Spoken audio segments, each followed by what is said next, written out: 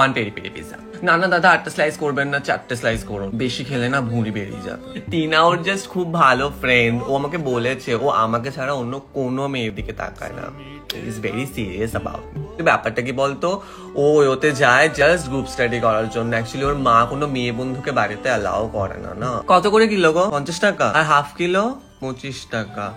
আর 500 গ্রাম? না না দাদা আমার 2 পিসই লাগবে, আপনি এক জোড়া দিতে হবে না দাদা।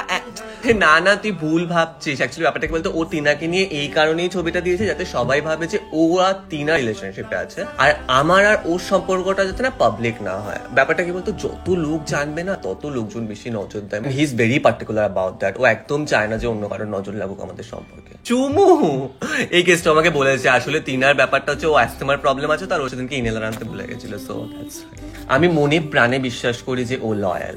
If you believe then it will happen, right?